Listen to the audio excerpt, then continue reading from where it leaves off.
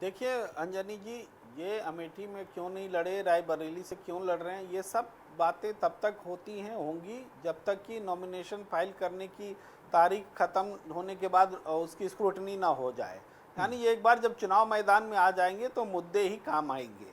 और जहां वो डर गया भाग गया ये सब नहीं चलने वाला है। क्योंकि आप देखिए, जवाब तो इधर से भी है ना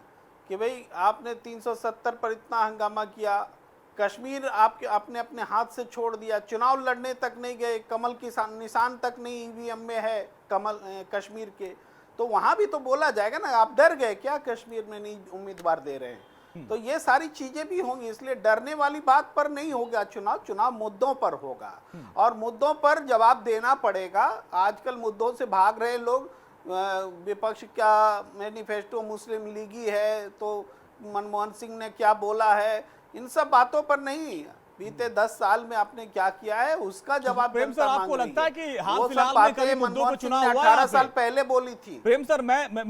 मुझे 15-20 साल हो गया मीडिया में और 43-45 साल मेरी उम्र होगी। मैंने तो बहुत कम देखा मुद्दों पे, आखिरी वक्त में आके अपने एजेंडे पे ही लोग आ जाते हैं, शुरुआत करते हैं मुद्दे पे लेकिन फिर आ जाते हैं मुस्लिम लीग पे और फिर आ जाते हैं मंगलसूत्र पे और फिर आ जाते हैं वोट जिहाद पे। अंजनी जी, ये चुनाव इसी मायने में डिफरेंट है कि विपक्ष कमजोर है, इसके बावजूद ये मैनिफेस्टो अब तक का जो भी आपने चुनावी इतिहास देखा होगा, कांग्रेस का मैनिफेस्टो बहुत ही अनपैरेलल है